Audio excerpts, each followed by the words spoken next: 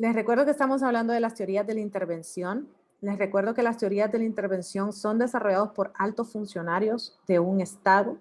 Decimos que es de un Estado porque los desarrollan los que pueden representarnos afuera de nuestro propio espacio, ¿no? O sea, afuera de Honduras.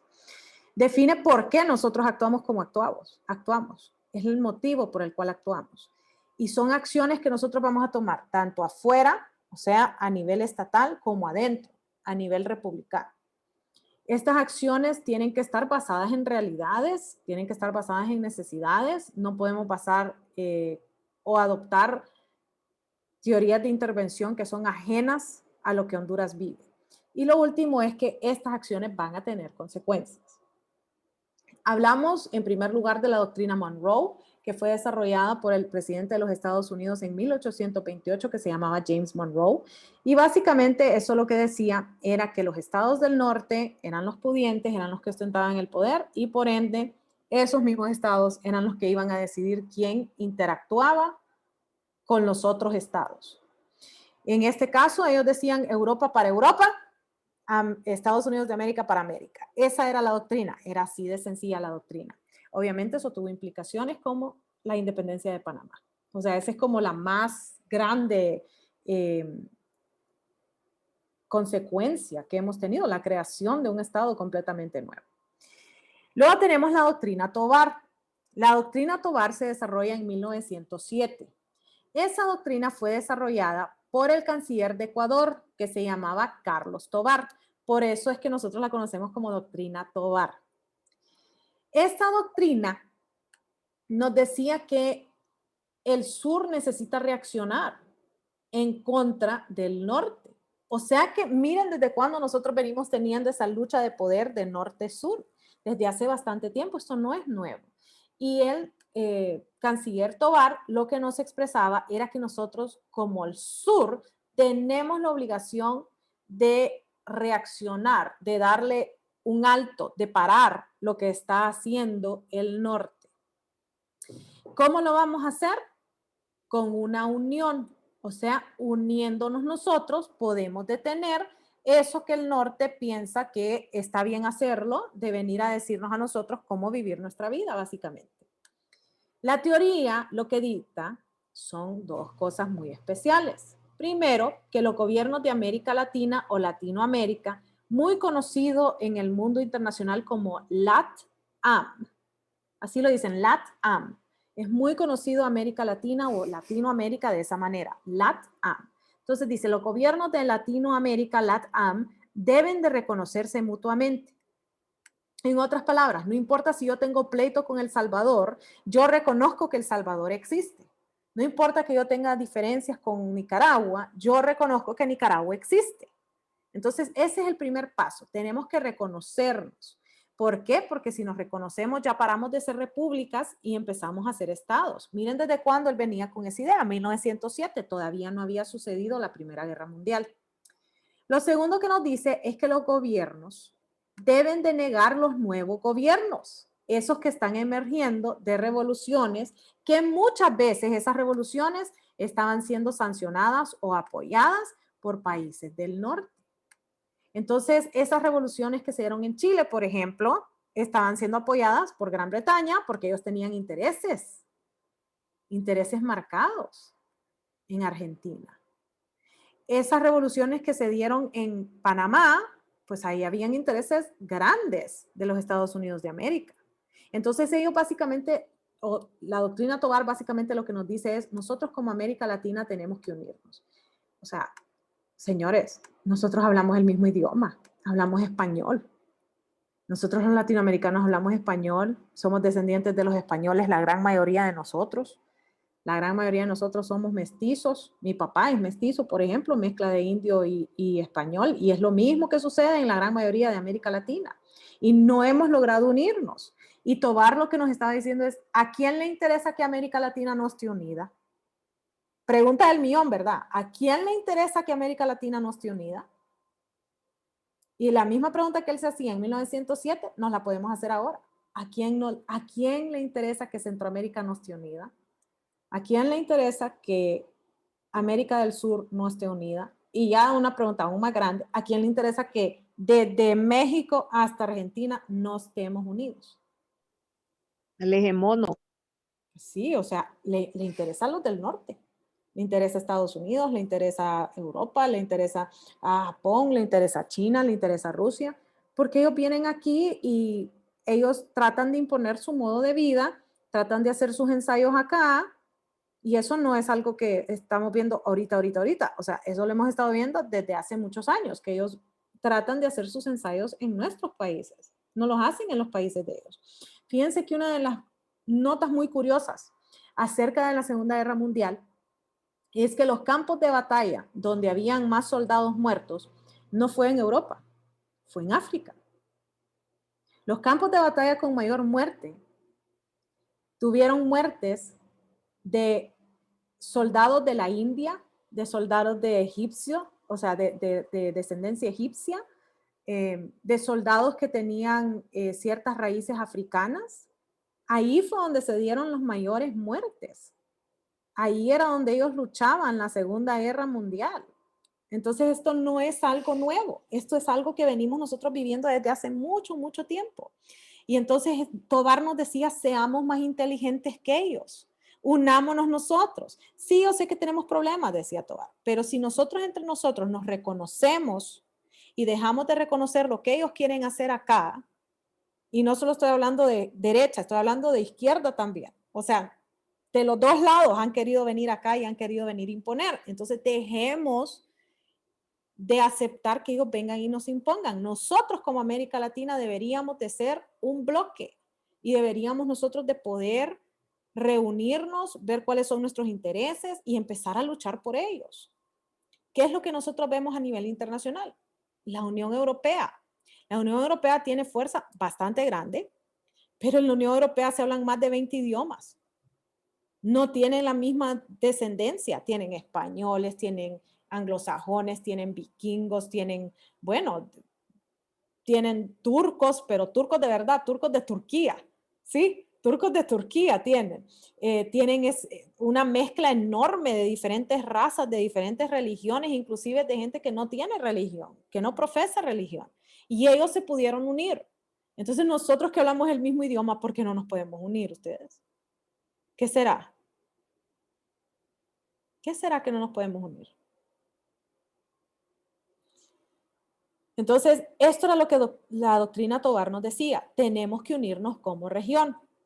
Hay un libro bien interesante de 1950 que lo he buscado en todos los lugares de Honduras y no lo he podido encontrar.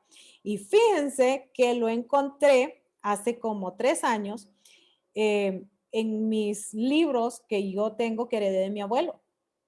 Ahí fue donde lo fui a encontrar. Y es un libro que dice 20 naciones, un solo territorio.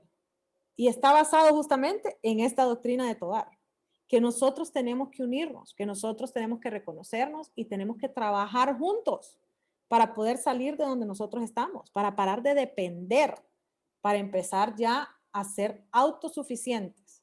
Muy interesante la doctrina Tobar, ¿verdad? Imagínense qué hubiera pasado si nosotros lo hubiéramos adoptado desde 1907, que no tuviéramos que depender de nadie, ya sea de izquierda o de derecha, no dependo de nadie. Qué bonito sería, ¿verdad? Seríamos, yo creo que un poquito más independientes y un poquito más soberanos si hubiéramos hecho caso. ¿Verdad que sí? Entonces la pregunta del millón que hacía Tobar, que hasta el día de hoy la seguimos haciendo, es ¿a quién le interesa que América Latina no esté unida? Dígame, Romer. ¿Sería posible, abogada, de que si todos estos países, ¿verdad?, en la cual nosotros vivimos, hablando de Latinoamérica, ¿verdad? Si se llegaran a conformar como un solo gobierno y una sola nación, ¿usted cree, abogada, de que nosotros seríamos un país en donde se convertiría en una potencia mundial? Incluso, abogada, hablando desde todos los puntos militares, económicos, hablando de todo esto, y hablando también sobre los problemas que cada país tiene en este momento.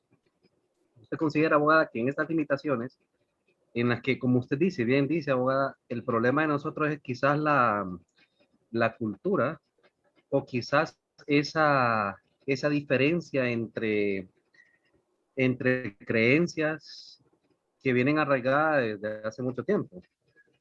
¿Usted cree, abogada, que seríamos una buena potencia mundial si eso sucedería?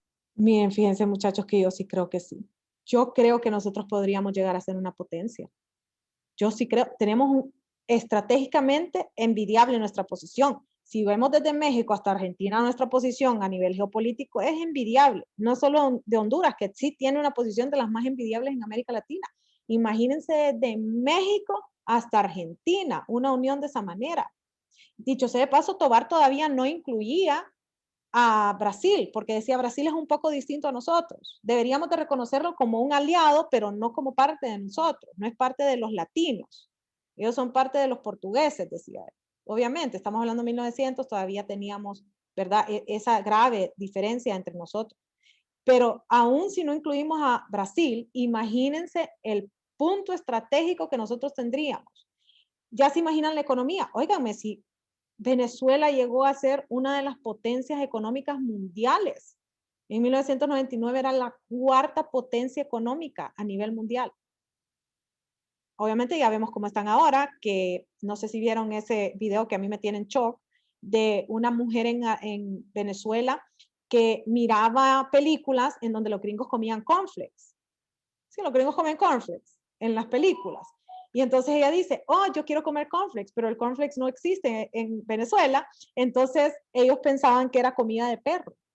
Y entonces ella relata cómo ahora que ella vive en Estados Unidos sabe lo que es el cornflakes, porque antes ella cogía comida de su perrito, la metía en un tazón, le echaba leche y comía eso, pensando que eso era lo que comía. Imagínese usted, por favor, pasar de ser la cuarta potencia mundial a que su gente coma comida de perro porque piensa que eso es cornflakes. O sea, ya ni siquiera estoy hablando de los que se están comiendo a los perros porque no hay comida. Les estoy hablando de algo tan insólito como comer comida de perro pensando que es cornflakes. ¿Ok? Entonces, si nosotros llegáramos a unirnos, yo creo que sí seríamos una potencia. Es la razón por la cual la Unión Europea se unió. La Unión Europea se une para hacerle frente a Estados Unidos. Pues, ¿por qué nosotros no podemos hacer eso? Si ellos que están en una posición económica y social mucho superior a la nuestra pudieron hacer, ¿por qué nosotros no? ¿Okay? Entonces, esa es la pregunta que nos hacía Tovar en 1907, hace más de 100 años. Y es la misma pregunta que tenemos hasta hoy en día. ¿Tienen ustedes ahora preguntas sobre la doctrina Tovar? Abogada, la OEA no podría considerarse que es una unión así como que... Sí, la OEA se considera parte de la teoría o la doctrina Tovar, pero solo parte, por algo bien interesante, porque Estados Unidos y Canadá son miembros activos y son los que hacen la financiación. La gran mayoría de la financiación de la OEA la hacen ellos dos. Entonces, obviamente, muchos de los proyectos, si no es que la gran totalidad de ellos, tienen un sesgo a los intereses de los Estados Unidos y de Canadá. Y eso no era lo que quería Tovar. Tovar lo que quería es que los latinos nos uniéramos para los latinos dar esa solución, para ser nosotros uno solo, ¿sí? Así Es como que hay muchas organizaciones, creo que está segmentado, por ejemplo, de América del Sur hay un grupo, de América Central hay otro, pero así como que uno de México a Argentina creo que todavía no se ha logrado. no se ha logrado. Les recuerdo que han habido intentos inclusive patrocinados por los Estados Unidos para unirnos. El primer intento que se dio fue en 1994, en donde se unen ellos por medio del NAFTA, que ahora se llama MEX, CANMEX. Ese fue el primer intento, seguido muy de cerca por el CAFTA, que fuimos nosotros, y el tercero iba a ser el SAFTA, que era el América del Sur, SAFTA, Suramérica. Y después de que los tres estuvieran integrados, el proyecto que tenía Estados Unidos era integrar todas las Américas. Se iba a llamar AFTA. Así se iba a llamar.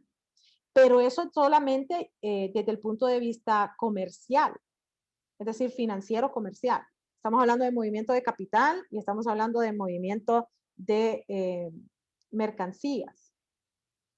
Hasta cierto punto servicios.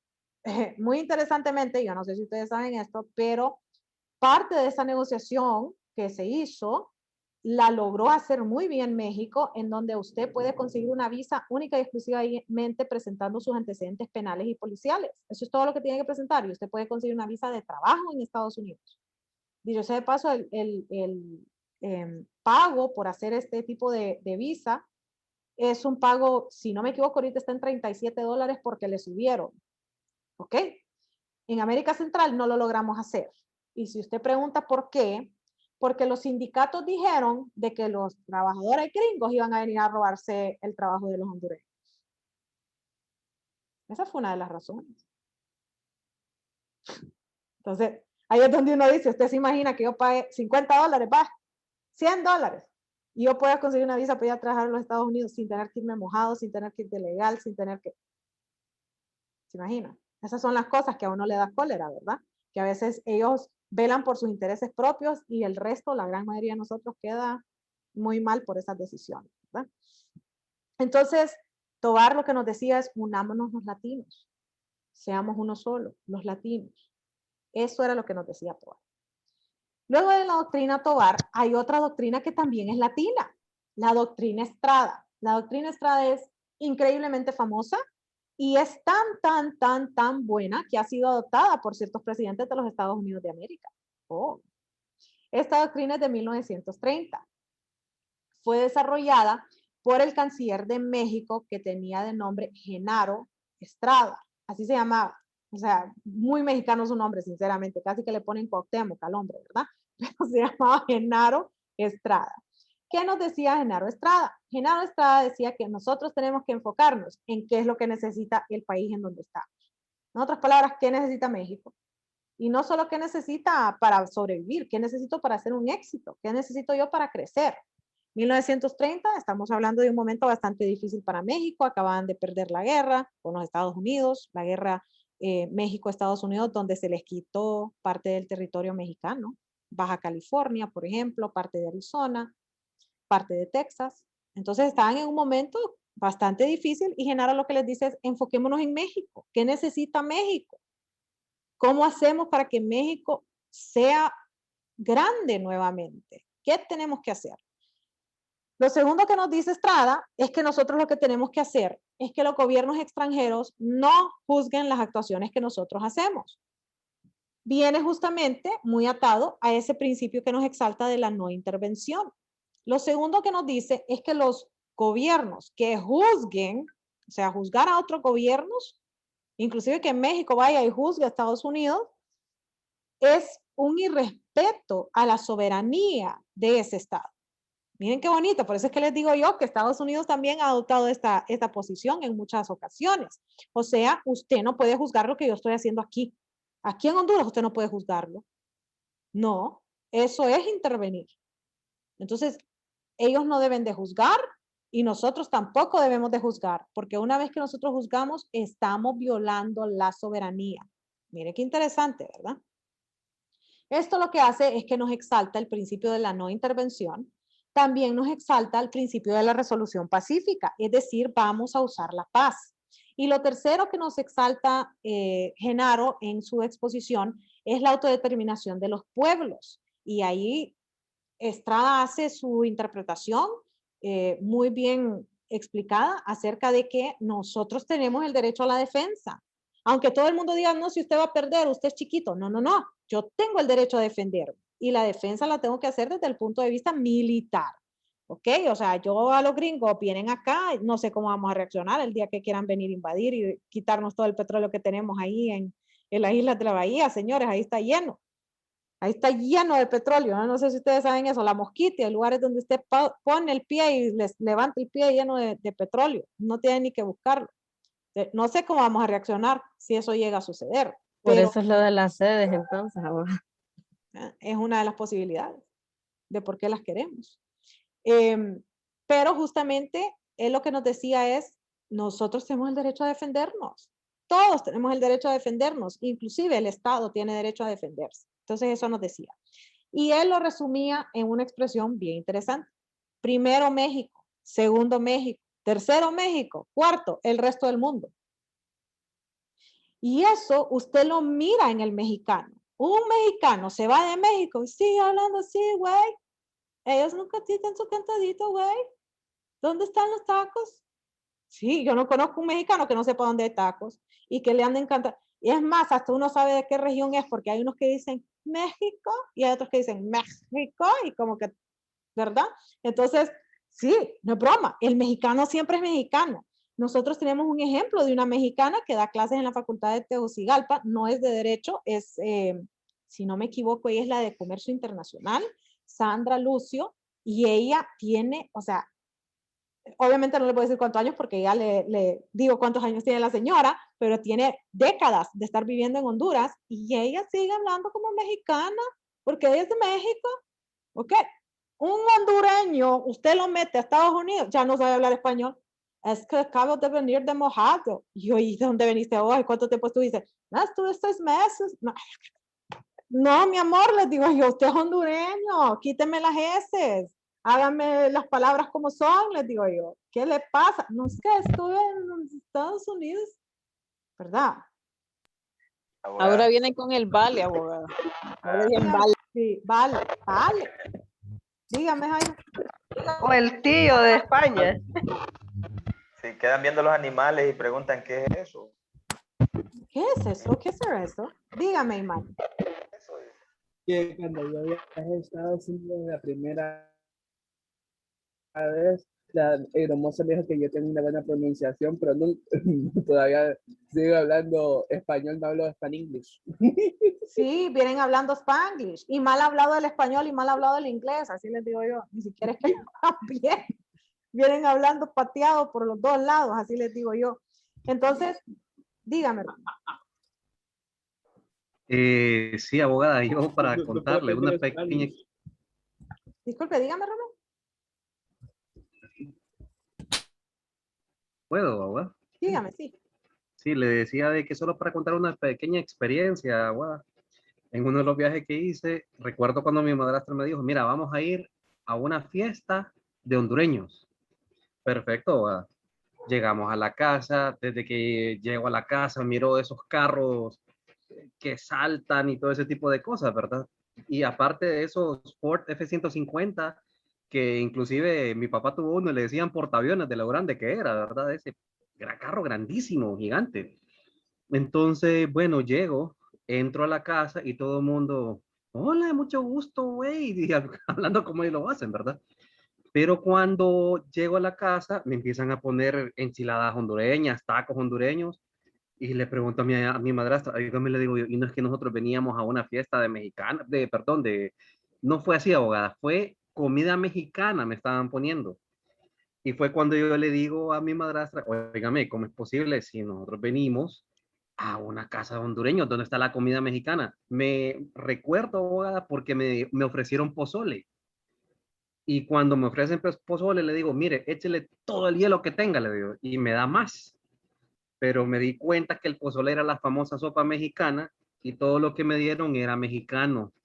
Y le llamé la atención a mi madrastra porque le digo, oígame, y no es que veníamos a una fiesta de hondureños, todos los que están aquí son hondureños, no hay ni uno mexicano.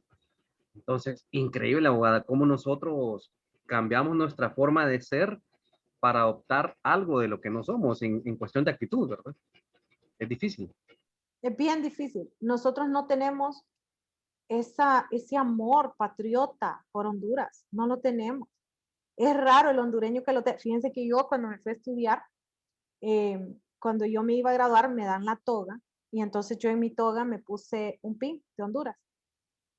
Y los mexicanos cuando se graduaban andaban con la bandera, así como que si fuera capa, andaban todos y todos me quedaron viendo y me dicen, es que vos has de ser una latina fina, me dicen, porque andas el pincito, me dicen. Les digo, no, es que honestamente, bueno, inclusive los otros hondureños que estaban allá, más bien me decían, pero ¿por qué vos andás el pin? Yo digo, pues que yo soy de Honduras, yo represento a mi amada Honduras.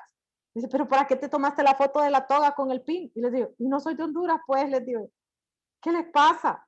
Y cuando usted miraba las fotos de los mexicanos, todos con la bandera, y uno hasta se puso un charro así, y encima del charro le puso el gorrito, que es un gorrito bien extraño, cuando se graduó una de maestría, entonces se puso el charro y encima del charro se puso el gorrito de maestría. Óigame, es que ellos en realidad se la creen. Primero México, segundo México, tercero México y después el resto del mundo. Y el resto del mundo todo es igual para ellos. O sea, ¿me vas a ayudar? Sos amigo. ¿No me vas a ayudar? ¿Me vas a venir a fregar? Adiós. Sos el resto del mundo.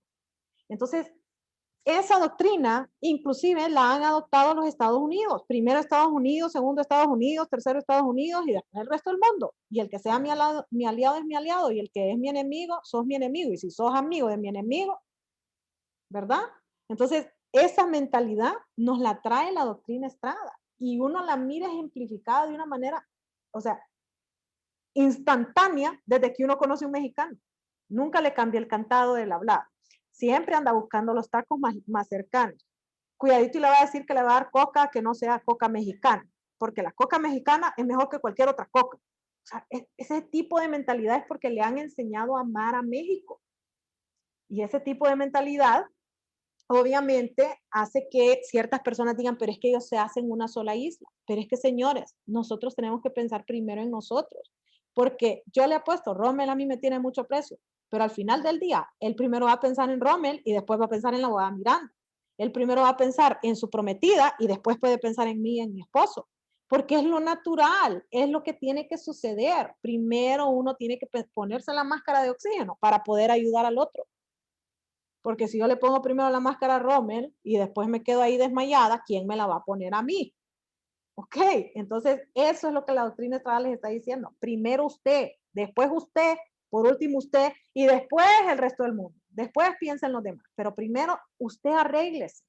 Usted vea sus problemas, usted ataque el problema, usted salga del problema y después puede ver quién es el demás que está alrededor de usted. Eso es lo que les está diciendo México. Entonces, esta doctrina muy famosa la doctrina Estrada, y hasta el día de hoy la vemos utilizada. Esta doctrina justamente decían muchos que el presidente Trump la usaba. Decían, el presidente Trump usa una doctrina mexicana. Odia a los mexicanos, dice, y usa una doctrina mexicana. No, señores, él no odiaba a los mexicanos. Él decía, si usted viene aquí legal, belleza. Si usted viene a pagar impuestos, aún mejor. Pero si usted viene de ilegal, adiós, goodbye, porque usted no está con los intereses que están aquí. Usted no está con los intereses de seguir la ley. Eso es lo que él decía. Y vienen aquí, dice, y si ya quebraron una ley, ¿qué hace que usted no vuelva a quebrar otra ley? Piénselo. Si usted ya quebró una ley, ¿por qué no va a quebrar dos? Y si ya quebró dos, ¿por qué no 5 y no 10? ¿Verdad que sí? Dígame, Abogada, dígame, Cristian.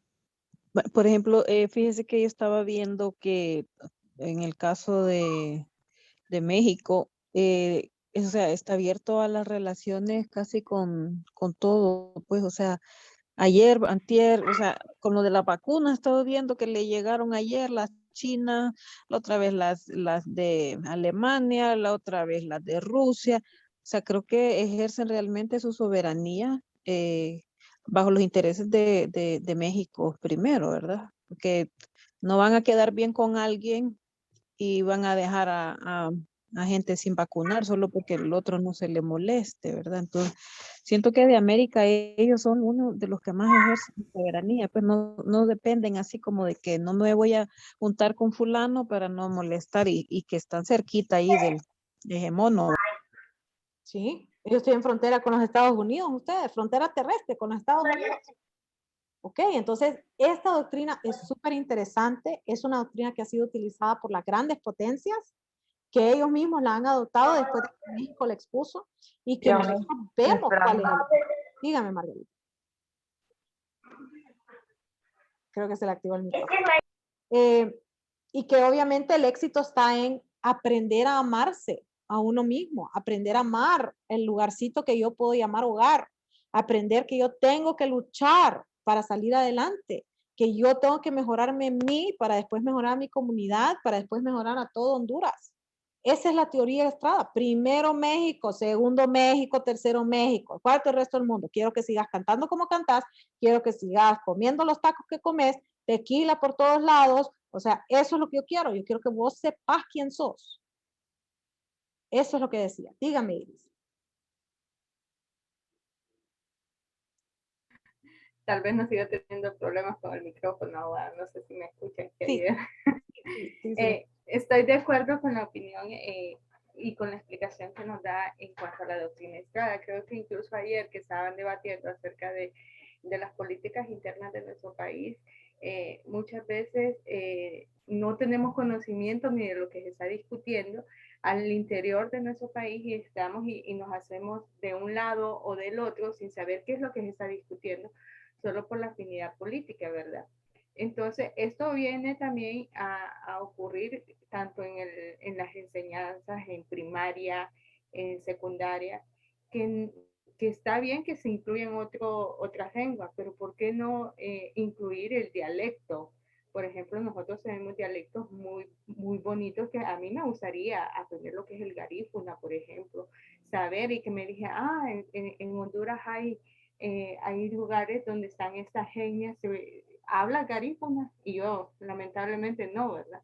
Porque en nuestro país y en nuestra constitución no están las cosas que también deberían de enseñarle el amor propio a nuestra nación, pues venir y amar una orquídea, no, queremos rosas, tulipanes, queremos flores importadas, entonces desde ahí nosotros estamos perdiendo lo que es el sentido de nación, que yo eso sí se los admiro y se los respeto mucho a los mexicanos en ese sentido.